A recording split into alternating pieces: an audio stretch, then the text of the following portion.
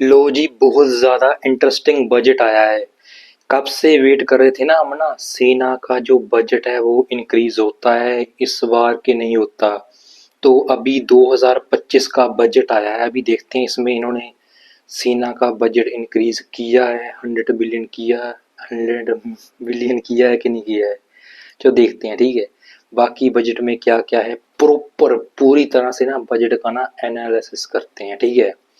तो बिना किसी देरी के वीडियो को शुरू करते हैं। वीडियो को शुरू करने से पहले मैं आपको कहना चाहता हूँ कि जिन्होंने मेरे चैनल को सब्सक्राइब नहीं किया वो मेरे चैनल को कर लेना सब्सक्राइब, बेल आइकन को क्लिक कर लेना ताकि आपको आने वाले वीडियोस के ना नोटिफिकेशन मिल सकें। और वीडियो अगर पसंद आती है तो वीडियो को लाइक कर देना, दोस्तों के साथ शेयर कर देना, व्हाट्सएप ग्रुप्स में और टेलीग्राम ग्रुप्स में, ठीक है। वीडियो करते हैं शुरू। अच्छे से देखते हैं, मे बी भगवान करे इन सेना का जो बजट है ना वो तो इंक्रीज किया हो, नहीं तो फिर से इनको गालियां पड़ने वाली हैं दीदी को, ठीक है। करते हैं शुरू वीडियो को। जय श्री गणेश। करते ही ऐड आ गई, पहले ऐड को हटाते हैं। पूरा पिवट टेबल दिखाते हैं भाई एक। नमस्कार, चैन से बैठते हैं, फिर देखते हैं। समय बाद एक अच्छा बजट देखने को मिल रहा है जहां अच्छा बजट प्रशांत सर ने कह दिया, अभी तो अच्छा ही होगा फिर। जो टैक्स पेइंग जनता है भारत की, वहां पे मैं कहूंगा 90% लोगों को एक बहुत ही बड़ी छूट दी गई है। यहाँ पे आप देख पाओगे giant tax relief for middle class. आपको इनकम टैक्स पे करने की आवश्यकता नहीं है। अगर आपकी इनकम 12 लाख तक है, एक्चुअली 12,75,000 तक की आप अगर कमाते हो ना, तो आपको इनकम टैक्स के रूप में 0 रुपीज पे करने होगी। और उसके आगे भी आप अगर जाओ तो कहीं ना कहीं किसी को थोड़ा बहुत बेनिफिट टैक्स में मिला ही है। और सरकार ने क्लियरली एक इंडिकेशन दे दी है कि इस बजट के बाद सरकार मानती है कि मिडिल क्लास जरा खर्चा करेगी, गाड़ी परचेज करेगी, घर लेने का सोचेगी। मगर मेरे हिसाब से एक काम अभी करना और बाकी है कि जो हमारे कॉर्पोरेट्स हैं, देश के कंपनियां हैं, उनको भी कहीं ना कहीं हमको बोलना पड़ेगा, समझाना पड़ेगा कि आप सैलरीज बढ़ाइए एम्प्लॉयज की, तभी उनके हाथ में जेन्युइनली पैसा आएगा, जिससे देश में डिमांड जागेगी और देश की ग्रोथ भी आगे बढ़ेगी। और आप समझ गए होंगे कि मोदी जी ने एक दिन पहले, बजट से एक दिन पहले ये क्यों कहा था। मैं मां लक्ष्मी से प्रार्थना करता हूं कि देश के हर गरीब एवं मध्यम वर्ग समुदाय पर मां लक्ष्मी की विशेष कृपा रहे। और यहाँ पे आप देख पाओगे ये मिला है रिलीफ बहुत सारे टैक्स पेइंग इंडियन सिटीजन को। पहले तो मैं आपको ये बता दूं, देखो भारत की आबादी बहुत बड़ी है। कई लोग बताते हैं कि एस्टिमेट्स के हिसाब से चाइना से भी बढ़ चुकी है। मगर इस बहुत बड़ी आबादी का रफली 2.2% लोग एक्चुअली टैक्स में कुछ पे करते हैं। टैक्स फाइल करने वाले बहुत सारे लोग आपको मिल जाएंगे, मगर सरकार को कुछ पैसे के रूप में देने वाली जो पॉपुलेशन है अभी भी 2% या फिर 2.3% के आसपास है। बहुत ही ज्यादा कम आबादी है भारत में अभी भी। और अजीब बात देखिए, इस छोटी सी आबादी को ना बहुत ज्यादा टैक्स के अंदर दबा दिया गया था। अब सरकार ने थोड़ा सा और रिलीफ दिया है, और रिलीफ ऐसा नहीं है कि जादू की छड़ी से मिल गया है। एक बार को आप कह सकते हैं कि ये पहले कर देते, जो टैक्स में छूट दी है कि 12 लाख तक आप अगर कमाते हैं तो टैक्स पे करने की आपको आवश्यकता नहीं है। अभी समझाऊंगा ये सब कैसे होगा। ये पहले कर देते, इतना टाइम क्यों लग गया? टाइम इसलिए लग गया क्योंकि देखिए सरकार यहाँ पर बहुत सारा रेवेन्यू अपने हाथ से छोड़ रही है। सरकार ने कैटेगोरिकली इस बजट में देश को बताया है कि जो हमने टैक्स में आपको छूट दी है ना, इससे सरकार को जो रेवेन्यू में लॉस होगा, इधर आप देख पाओगे, ये मैं आपको जो बजट की हाइलाइट्स है गवर्नमेंट डॉक्यूमेंट्स की, वहीं से आपको दिखा रहा हूँ। Government is set to lose a revenue of 1 lakh crore rupees. 1 lakh crore रुपए सरकार की जेब में जो पहले आया करते थे ना, अब वो नहीं आएंगे ये टैक्स में छूट देकर। अब यहाँ पे आप कहोगे वेट, इससे बहुत सारे लोगों को फायदा कैसे मिलेगा? यहाँ पे तो लिखा है कि अगर आपकी जो सैलरी है ये 8 से 12 लाख है, तब भी टैक्स रेट आपका 10% लगेगा। तो टैक्स की छूट कहेगी, ये थोड़ा समझाता हूँ आप। देखिए जब आप टैक्स पे करते हो ना, तो सरकार ने एक स्पेशल चीज ऐड कर रखी है टैक्स में, सैलरीड और पेंशन वाले लोगों के लिए। हर किसी के लिए नहीं है ये, जो सैलरी लेते हैं लोग और पेंशनियर्स है प्राइमरली उनके लिए है। इसको हम कहते हैं स्टैंडर्ड डिडक्शन।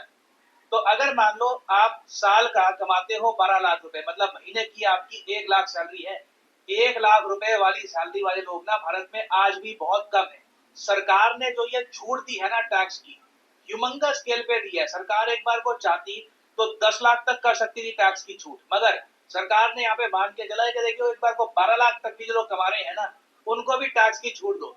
तो वहां पे अब मान लो पहले आपका जो भी टैक्स बनता था, जो आपको पे करना होता था, उसमें सीधा आपको लग जाएगा स्टैंडर्ड डिडक्शन, और उसकी वजह से आपको 0 रुपीज टैक्स पे करना है। यू डोंट हैव टू पे tax at all. Standard deduction की वजह से अच्छा है। जो लोग 16 लाख कमाते हैं, 20 लाख कमाते हैं, 24 लाख कमाते हैं, इनको भी फायदा होगा। इवन आप अगर 50 लाख रुपए कमाते हैं साल के, तब भी अब आपके 1,10,000 रुपए टैक्स में बच जाया करेंगे हर साल। अब ऑब्वियस ही बात है, इतने सारे लोगों को टैक्स में जब आप इतनी छूट दे दोगे, तो सरकार पे भी इसका बर्डन आएगा।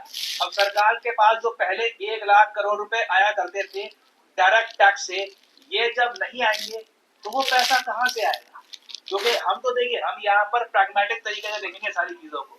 मैं इसलिए कहता हूँ, कई लोग एक्चुअली कह रहे थे लास्ट वीडियो में कि सर आपने ये बात तो कर दी कि हमारे देश में जो प्राइवेट कंपनीज हैं ये बहुत सारा पैसा कमाती है और ये लोग सैलरी इतनी पे करते नहीं है, मगर आप टैक्स के बारे में क्यों नहीं बोलते? देखो टैक्स में ठीक है, जैसे 12 लाख जो कमा रहा था उसका ठीक है, यहाँ पे टैक्स बच गया, मगर यहाँ पे मैं ये कहूंगा अगर उसकी सैलरी बढ़ जाए ना, तो उसको कई गुना ज्यादा बेनिफिट यहाँ पे होता। और ये जो अब 1 लाख करोड़ रुपए का आप कह लीजिए थोड़ा झटका सरकार को लगा है कि ये पैसा अब कहाँ से आएगा, घूम फिर के देखिए, देश हो घर हो, जो मेन गणित होता है वो हर जगह सेम होता है कि आपको देखना पड़ता है कि आमदनी कितनी हो रही है और खर्चा कितना हो रहा है। अब इस गणित में ये 1 लाख करोड़ रुपए सरकार यहाँ पर त्याग रही है, तो मैंने यही सोचा बजट में हो सकता है कि डिस इन्वेस्टमेंट की बात होगी। सरकार हो सकता है कि किसी सरकारी कंपनी में कुछ स्टेक बेचेगी, कुछ बोलेगी कि देखिए हम यहाँ पर इस कंपनी का इतना % स्टेक बेच रहे हैं, कुछ 20,000 करोड़ यहाँ से आएंगे, 30,000 करोड़ यहाँ से आएंगे, ताकि जो फिस्कल डेफिसिट है ये उसकी परसेंटेज भी हम मेंटेन कर पाए। क्योंकि हम दुनिया को ये नहीं दिखाना चाहते कि यहाँ पे सरकार बहुत ही ज्यादा लॉस में जा रही है। क्योंकि अभी अगर मैं आपको दिखाऊं ना भारत का जो पूरा गणित है, आमदनी कितनी है और खर्चा कितना हो रहा है, आपको थोड़ी सी चिंता होगी। Okay sir, thank you sir, thank you ma'am. Okay, अब इस बार के बजट का जो पूरा सार है, पूरा जो निचोड़ है, ये कुछ पंक्तियों में मैं आपके सामने प्रस्तुत कर रहा हूँ। इधर आप देख पाओगे अमाउंट 50.65 लाख करोड़ रुपीस। ये जो पूरा अमाउंट है ना 50 लाख करोड़ से भी ऊपर का, ये है हमारा खर्चा। ये अमाउंट आपने कई बार देखा होगा। Total expenditure in budget 2025-26 financial year का जो ये टोटल बजट है, ये हमारा खर्चा है। अब जो हमारा खर्चा है, क्या इतनी हमारी आमदनी है? बिल्कुल भी नहीं। आमदनी दूर दूर से इसको छूती भी नहीं। इधर आप देख पाओगे जो टोटल रिसीट्स है अदर देन बोरोइंग, जो हम अभी उधारियां उठाएंगे ना, उसको हम अगर काउंट ना करें, क्योंकि देश उधार पे भी चलता है। सरकार आपको पता होगा बॉन्ड इशू करती है इंटरनेशनल मार्केट में, 6% 7% के इंटरेस्ट रेट पे सरकार पैसा उठाती है लोगों से। तो उस सब को अगर मैं ना छेड़ू, सिंपली देखूं कि सरकार के पास इनकम टैक्स से और दुनिया भर के टैक्सेस से और जो सरकार कमाइयां करती है और तरीके से भी, उससे जो टोटल सरकार के पास इनकम आई है ना, ये 35 लाख करोड़ के आसपास है। तो आप साफ साफ देख लीजिए 15 लाख करोड़ से भी ज्यादा का गैप यहाँ पे आपको मिल जाएगा। और इस गैप को फिल करने के लिए हम क्या करते हैं, हम उठाते हैं उधार। और अब आप ये वाला जो चार्ट है प्रॉपर्ली समझ पाओगे। मेरा ये मानना है कि देश में ना हर जगह ये जो गणित है सबको सिखाना चाहिए, सबको समझाइए, क्योंकि देश की बड़ी आबादी को समझ नहीं आता कि बेसिकली पैसा आ कहाँ से रहा है, हमको कितना पैसा पे करना होता है, महंगाई कैसे होती है। अब इधर आप देख पाओगे साफ साफ लिखा है रुपी कम्स फ्रॉम, सरकार जो भी खर्चा करेगी कहाँ से आ रहा है। 22% तो आता है इनकम टैक्स, जो अब थोड़ा सा सरकार ने कम कर दिया है। सरकार ने वहां पर 1 लाख करोड़ का हिट ले लिया है ताकि जनता को थोड़ा सा रिलीफ मिल जाए। फिर देखो यहाँ पे आप नोट कर पाओगे 24% आता है बोरोइंग और अदर लाइबिलिटीज से। अब आप खुद सोच लो, जब आप उधारियां उठा रहे हो तो आपको इंटरेस्ट पेमेंट करनी पड़ेगी। तो दिक्कत भी यही है, जब हम एक्सपेंडिचर देखते हैं ना हमारा, कि हमारा पैसा सबसे ज्यादा खर्चा कहाँ पे होता है, तो वहां पर भी सेकंड नंबर पे आपको दिखेगा इंटरेस्ट पेमेंट्स। और जब भी भारत में कोई निवेशक लंबे समय तक निवेश करना चाहता है, तो वो चेक करता है भारत का फिस्कल डेफिसिट, कि जो ये आमदनी है इनकी और जो ये खर्चा हो रहा है, जितना ये यहाँ पे उधार उठा रहे हैं और जितनी ये उधार की पेमेंट कर रहे हैं, क्या ये कंट्री लॉन्ग टर्म में सर्वाइव कर पाएगा, संभाल पाएगा, इस तरीके की इकोनॉमी को, या फिर एक टाइम पे आकर इनको IMF के पास या फिर किसी कंट्री के पास जाना पड़ेगा हेल्प के लिए, जैसे पाकिस्तान, श्रीलंका या कई कंट्रीज को जाना पड़ता है, क्योंकि ये जो सिंपल सा आप देख रहे हो ना, money comes in money goes out, यहाँ पे थोड़ा सा संतुलन जब बिगड़ा, सारी इकोनॉमी वहीं पे धराशायी हो जाती है।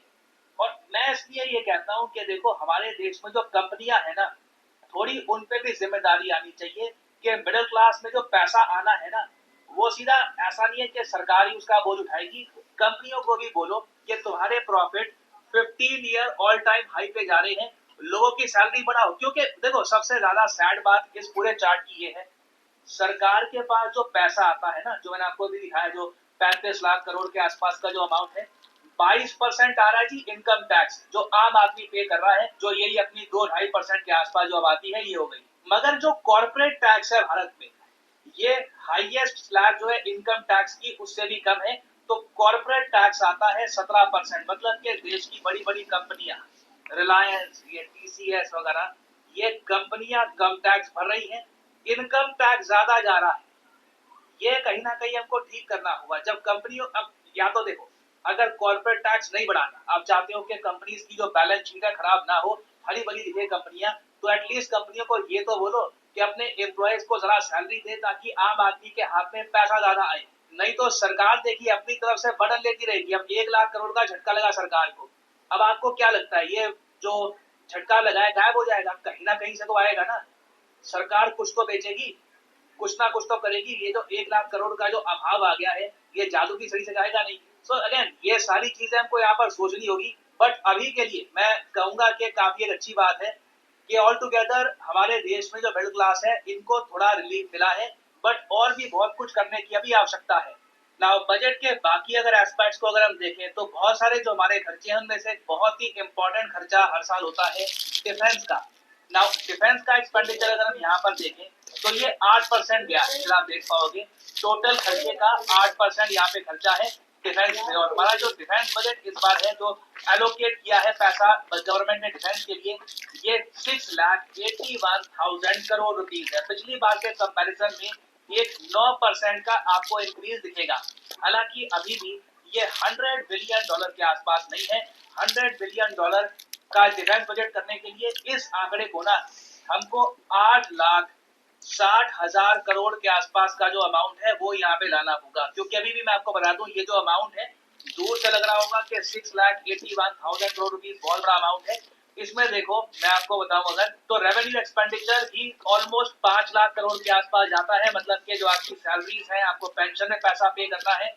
जो कैपिटल एक्सपेंडिचर है ये 2 लाख करोड़ से भी कम का है। मतलब कि इस पैसे का आप डिफेंस हार्डवेयर परचेज करोगे, आप फाइटर जेट जो आपको लेने हैं, सबमरीन लेनी है, या कुछ भी आपको परचेज करना है बाहर के देशों से, कुछ टेक्नोलॉजी लेनी है, वो इस सब से यहाँ पर होगा। तो अगेन देखिए डिफेंस बजट, ऑब्वियसली सरकार के पास इतना रूम है नहीं कि सरकार डिफेंस बजट कहाँ से इंक्रीज करे, क्योंकि सरकार को देखिए फिस्कल डेफिसिट का भी ध्यान रखना होगा। फिस्कल डेफिसिट यहाँ पे आप देख पाओगे अभी के लिए सरकार ने बोला है कि हम 4.4% के आसपास रखेंगे। ये बहुत ही इंपॉर्टेंट फिगर है। फिस्कल डेफिसिट आपका होता है जितना आप खर्च कर रहे हो, जो आपका रेवेन्यू है और जो आपका एक्सपेंडिचर है, उसके बीच में परसेंटेज डिफरेंस क्या है। पिछले साल भारत का फिस्कल डेफिसिट बहुत ज्यादा था, 4.9%। सरकार ने थोड़े बहुत खर्चे कम करके और जगह से पैसे बचाकर इसको 4.4% रखा है। फिस्कल डेफिसिट जितना कम होगा ना, इन्वेस्टर हमारे देश की तरफ उतने आकर्षण से देखेंगे, क्योंकि लॉन्ग टर्म मेरा इंडिया दिखेगा बहुत ही स्ट्रॉन्ग। फिस्कल डेफिसिट जिस दिन उड़ गया, मैं ऐसे ही सोचता हूँ, कभी भारत में मान लो ऐसी सरकार आती कि बांट दो, जो लोगों को चाहिए बांट दो, ठीक है, बस फ्री में सब कुछ, जो देना है फ्री, इलेक्ट्रिसिटी फ्री, सब कुछ फ्री। फिस्कल डेफिसिट जाएगा सीधा आराम से 12-13% के आसपास, उससे भी ऊपर। और फिर देखिए वो जो आपके लिए IMF के दरवाजे और बाकी और जो फाइनेंशियल ट्रबल्स होती है कंट्री के, वो खुल जाते हैं। थैंकफुली हम उससे बहुत दूर हैं। हमारा जो फॉरेन एक्सचेंज रिजर्व है ये भी आज के समय काफी स्ट्रॉन्ग है। फिस्कल डेफिसिट को भी हमने काफी हद तक कंट्रोल करके रखा हुआ है। This is all very good for India. Okay sir, thank you sir, thank you ma'am. Okay, अब बाकी जगह सरकार ने कहाँ कहाँ पे खर्चा किया है ये भी जान लो। देखो सरकार ने जो टैक्स में रिलीफ दिया है ना, उससे सरकार को जो 1 लाख करोड़ का सेटबैक लगा है, आप देख लो एजुकेशन में भी ना जो टोटल खर्चा होता है बजट का, ये भी 1,28,000 करोड़ रुपीस होता है। तो मतलब ऑलमोस्ट मान लो जितने का टैक्स रिलीफ है उतने का हमारा सारा एजुकेशन का खर्चा है पूरे देश का इस बजट में। हेल्थ केयर का भी आप अगर देखो सेम आपको मिलेगा 98,000 करोड़ रुपीस। अर्बन डेवलपमेंट भी सेम आपको मिलेगा। तो इसलिए मैं वही सोच रहा था अब सरकार वो वहाँ पे जो गैप है इसको कैसे पूरा करेगी, क्योंकि देखिए या तो हम एक काम ये कर सकते हैं, मैं इसलिए काफी एंथुसियास्टिक हो जाता हूँ ये देखकर कि हमारे डिफेंस इक्विपमेंट बिक रहे हैं, कि या तो हम अपने डिफेंस इक्विपमेंट बेचें, मिसाइल बेचे, टैंक बेचे, बंदूकें आवास बेचे, योजना पर। उससे पैसा कमाए, या फिर इसरो जो पैसा कमाता है हमारे लिए वहां से हम पैसा कमा लें, या फिर किसी कंट्री को टेक्नोलॉजी में हेल्प करनी है वहां से थोड़ा सा हमने पैसा कमा लिया। ये सब चीजें यहाँ से हम एक्स्ट्रा पैसा अर्न कर सकते हैं, जो ऑल टुगेदर हमारे देश की education, health care, urban development, transportation, infrastructure, यहाँ पे हम खर्चा करेंगे ऑल टुगेदर। बाकी देखिए फिर हमारी बहुत सारी स्कीम्स भी हैं, जैसे for example Mahatma Gandhi national rural employment guarantee वाली जो स्कीम है उसमें अभी भी 86,000 करोड़ रुपीज का खर्चा होता है। पीएम आवास योजना ग्रामीण अर्बन दोनों को आप अगर देखो तो 74,000 करोड़ रुपीज का खर्चा होता है। फिर कई और स्कीम्स है, सागरमाला स्कीम्स है, हमारी स्किल डेवलपमेंट स्कीम्स है, आयुष्मान भारत में आप अगर देख लीजिए तो ऑलमोस्ट 10,000 करोड़ रुपीज का खर्चा हो रहा है। और वैसे आप अगर बात करो मंत्रालयों की कि किस मंत्रालय को कितना ज्यादा पैसा एलोकेट होता है, सबसे ज्यादा एलोकेट किया जाता है मिनिस्ट्री ऑफ फाइनेंस को, उसके बाद आती है मिनिस्ट्री ऑफ डिफेंस, फिर ministry of consumer affairs, food public distribution, इनको 2,15,000 करोड़ रुपए मिलता है।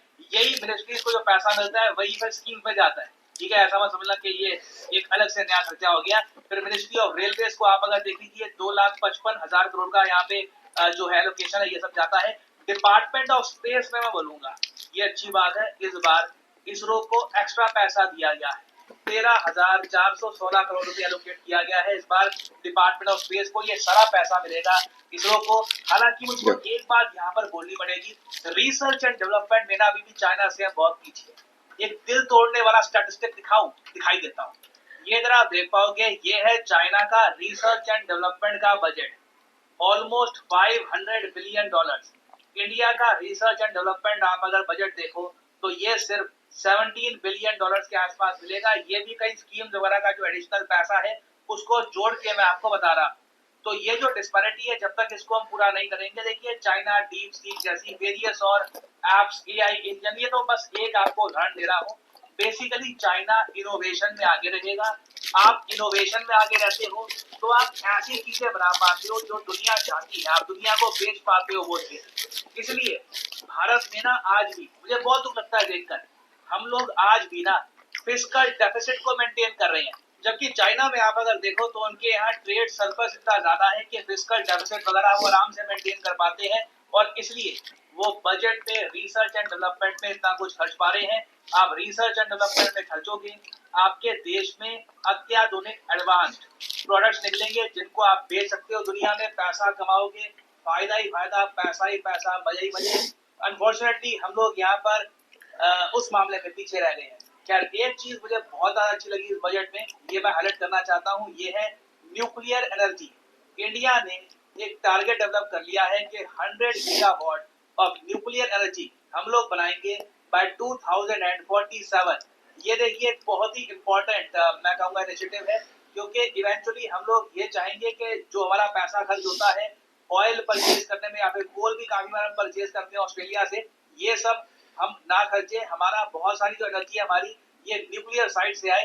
तो इसके लिए देखिए भारत स्मॉल न्यूक्लियर रिएक्टर्स भी अपने देश में बनाएगा, और इसको हम SMR कहते हैं, स्मॉल मॉड्यूलर रिएक्टर्स, ये हमारे देश में बनाए जाएंगे। इसके लिए एक अलग से 20,000 करोड़ रुपए का एक बजट है, ये एलोकेट कर दिया गया है। This is really good. ये आप कह लीजिए दूर की सोची है, भारत ने एक लंबा टारगेट रखा है, this is what our country needed. और फिर अगर मैं बात करूं ऑन अ लाइटर नोट, तो आज के समय सोशल मीडिया पे बहुत सारे आपने देखी होगी मीम्स बन रही है बिहार पर, क्योंकि इस बजट में बिहार पे काफी फोकस किया गया है। बिहार के इलेक्शन भी आने वाले हैं जैसे आप लोग जानते हैं। जेडीयू बिहार की पार्टी आज के समय सपोर्ट भी दे रही है सेंटर में सरकार चलाने में। तो बिहार को देखिए बहुत सारा पैसा दिया गया, और मैं देख रहा था कई लोगों ने बहुत सारी ये इस टाइप की मीम्स बना रखी है बिहार से रिलेटेड, कि इधर बिहार आफ्टर यूनियन बजट, इस टाइप की बहुत सारी जो मीम्स हैं ये लोग शेयर कर रहे थे। और रीजन इसका देखिए सिंपली है क्योंकि बहुत सारे जो प्रोजेक्ट्स हैं रोड से रिलेटेड, एयरपोर्ट से रिलेटेड, ये बिहार के अनाउंस किए गए हैं। बिहार को डेफिनेटली स्पेशल यहाँ पे प्रिविलेज दी गई है इस बजट में। और इंटरेस्टिंग होगा कि आने वाले बिहार के जो चुनाव है इस पर इन सब जो आपके लिए अनाउंसमेंट्स हैं इनका क्या इम्पैक्ट होगा। खैर ये ओवरऑल समरी थी इस बजट की। कुछ अगर मान लीजिए स्कीम वगैरह रह गई हो तो उसमें मैं कोशिश करूंगा बाद में आपके लिए वीडियो ले आऊं। और फाइनली यहाँ पे मैं आप लोगों से एक एमसीक्यू पूछूंगा। देखिए एक्सियम मिशन ये आज के समय काफी न्यूज में है। आपको पता होगा शुभांशु शुक्ला भारत को करेंगे रिप्रेजेंट इस मिशन में। बताइए ये मिशन किस चीज से रिलेटेड है। ये है यहाँ पे आपकी ऑप्शंस, ओशन, स्पेस, एग्रीकल्चर या एआई। कमेंट सेक्शन में करिएगा आंसर। और साथ ही साथ मैं ये भी जानना चाहूंगा आपसे, आपके हिसाब से बजट कैसा था। आप आउट ऑफ 10 बजट को क्या रेट करेंगे? 6, 7, 9, 8, 10 जो भी आपको सही लगता है कमेंट सेक्शन में करिएगा आंसर। मैं जानना चाहूंगा आपका ओपिनियन। और फाइनली आप लोगों के लिए बहुत ही इंपॉर्टेंट मैसेज। देखिए आपने पिछले कुछ महीनों में नोटिस किया होगा डेटा एनालिटिक्स, ये जो दो वर्ड है भारत में लो जी, वीडियो हो गया है ऑलमोस्ट ख़त्म, पूरा ही ख़त्म हो गया ऑलमोस्ट। क्या तो बजट देखकर बहुत ज़्यादा खुशी भी हुई, बहुत सारी बातें सही भी हैं और कुछ बातें अटपटी सी लगी मुझे। जैसे कि ना ये जो सैलरी का है, पहले कहते हैं कि 1 से लेकर 2% ना सैलरी, जो अपना 1 से लेकर 2% ना टैक्स देते हैं। ये तो चलो पहले से पता है, ठीक है। इनको ऐसे करना चाहिए था कि जैसे कि ना जो टैक्स जहाँ से नहीं आता, क्यों नहीं आता, जैसे कि अपना गवर्नमेंट एम्प्लॉई हैं और भी बड़े बड़े बिजनेसमैन हैं, ऐसे लोग जो कि ज़्यादा आमदनी, ज़्यादा रेवेन्यू इकट्ठा करते हैं और वो टैक्स नहीं देते, उनके ऊपर भी थोड़ा निशाना कसा जाए। ऐसे हैं बहुत सारे लोग, जैसे कि हमारे पंजाब के कुछ सिंगर हैं जो जिन्होंने टैक्स दिया अच्छे से, ठीक है। कुछ ऐसे हैं जो नहीं देते। ऐसे ही बहुत जगहों पे अपना को बहुत सारे लोग हैं, ठीक है। कपिल शर्मा हो गया, उसने टैक्स दिया। सिद्धू मूसेवाला हो गया, उसने टैक्स दिया। वैसे कुछ हैं जो देते हैं, कुछ हैं जो नहीं भी देते, तो उनके ऊपर भी थोड़ा तंज कसना चाहिए, ठीक है। बाकी छोटी छोटी बातें ना, जैसे कि एक न्यूनतम जिनकी सैलरी है, कोई ऐसा सिस्टम बनाया जाए उनके ऊपर 1% भी टैक्स लगे देश के लिए। मतलब ऐसा नहीं कि वो टैक्स कहीं और जाए, मतलब वो 1% ऐसा टैक्स हो जो कि ना सिर्फ डिफेंस में जाए। वो कह कर लिया जाए हाँ भी इतने पॉपुलेशन है, इतने लोग कमाते हैं। जैसे कि रेड क्रॉस का मेला होता है, उसमें 10 रुपये या फिर 15 रुपये की टिकट होती है ना। उसी तरह मतलब ऐसा कोई सिस्टम हो जहाँ पर ये स्पेसिफिक बताया जाए कि ये एक टिकट है और ये टिकट जितने पैसे देकर आप खरीदना चाहते हो उतने पैसे देकर आप ना खरीद सकते हैं। और ऐसा कुछ हो ना, वो सारा बजट ना डिफेंस में जाएगा, हमारी आर्मी को जाएगा। अगर कोई शहीद हो जाता है तो उनके परिवारों में जाएगा। तो ऐसा करने से भी ना सिर्फ डिफेंस का बजट इंक्रीज किया जा सकता है। 100 क्या 150 बिलियन भी हो सकता था अगर ऐसा किया जाता ना कुछ, तो ऐसा हो सकता है। जैसे ये भी पाकिस्तान का ही देख लो, पाकिस्तान के लोग चाहे ग्रास से ना रोटी खाना बर्दाश्त कर ले, पर वो डिफेंस में ना ज़्यादा इन्वेस्ट करते हैं, ठीक है। मतलब कि हम वैसे नहीं है कि हमने कोई आतंकवादी पैदा करने हैं, पर डिफेंस हमारा मजबूत होना चाहिए। क्योंकि अभी सामने जो है ना वो चाइना है, जैसे सुपर पावर अभी उभर रही है, जो कि हमारे लिए आगे चलकर ना डेंजरस रूप धारण कर सकती है। तो मे भी डिफेंस का बजट थोड़ा इंक्रीज होना चाहिए था, पर होता कहाँ से, वो थोड़ा सोचना पड़ेगा। जो भी ना सारी पार्टियां जितनी भी है ना वहाँ वो इसमें ना सोई सहमति बताएं, बटोरे, फिर उसको इंक्रीज करें तो है भी। बाकी ओवरऑल बजट की बात करूँ तो वो इन्होंने कहा था कि अपना इसरो का बजट थोड़ा इंक्रीज हुआ है, वो तो बहुत अच्छी बात है हुआ है। पिछली बार थोड़ा कम कर दिया गया था, उतना रखना तो दूर, उससे थोड़ा कम कर दिया गया था, पर इस बार थोड़ा इंक्रीज ही किया है। ये बात बहुत ज़्यादा बेस्ट की है, ठीक है। बाकी एजुकेशन का भी ठीक था। और जो फ्री फीस कहा ना, हाँ, अगर कोई फ्री पीस बांटना अगर बंद भी कर देना तो भी हमारे देश की आधी इकोनॉमी ना ऐसी सुधर जाए। जो बिना मतलब की बहुत सारी चीज़ें हैं जहाँ पर ना सब्सिडी दी जाती है, वो नहीं दी जानी चाहिए। अगर सब्सिडी दो तो वोट मिल जाएगा, तो सरकार बन जाएगी। अगर ऐसा सिस्टम है तो लोग भी ऐसे हैं तो उनको सरकार भी ऐसे ही मिलेगी फिर तो, ठीक है ना। बाकी आपका इसके बारे में क्या कहना है, ये अपने विचार ना कमेंट सेक्शन में ज़रूर बताना।